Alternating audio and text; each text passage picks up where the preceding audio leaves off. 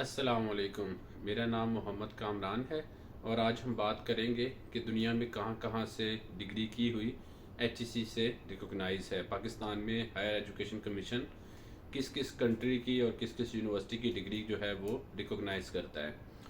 دیکھیے، دنیا میں ایک ڈیٹا بیس ہے، اس کا نام ہے WHED.org، world higher education data base.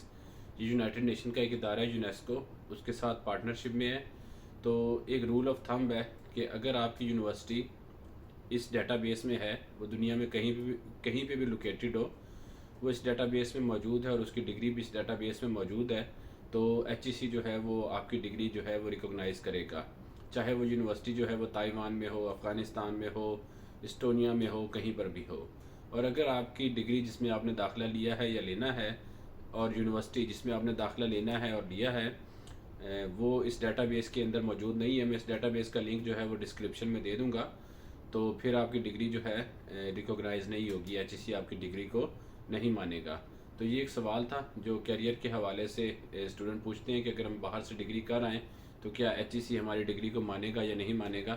تو آئی ہوپ کہ اس چھوٹی سی ویڈیو میں اس کا جواب ہو گیا ہے۔ ایک اور بات اس کے ساتھ جو ہے وہ کینڈیڈیٹ پوچھتے ہیں کہ جی پاکستان انجینئرنگ کونسل یا پاکستان میڈیکل ایسوسی ایشن، تو اس کے لیے آپ کو جو ہے سیپریٹلی پاکستان انجینئرنگ کونسل کی ویب سائٹ سے رابطہ کرنا ہوگا یا کونسل سے اٹ سیلف رابطہ کرنا ہوگا۔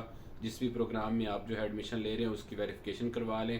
اس طرح پاکستان میڈیکل ایسوسی ایشن جو ہے اس سے بھی آپ پہلے پوچھ لیں جس بھی آپ پروگرام میں داخلہ لینا چاہتے ہیں۔ لیکن یہ ایک سیکنڈری ایشو ہے، جو پرائمری ہے وہ میں نے آپ کو بتا دیا ہے کہ ایچ ای سی کس کس ادارے کی اور کس کس یونیورسٹی کی ڈگری کو ریکوگنائز کرتی ہے۔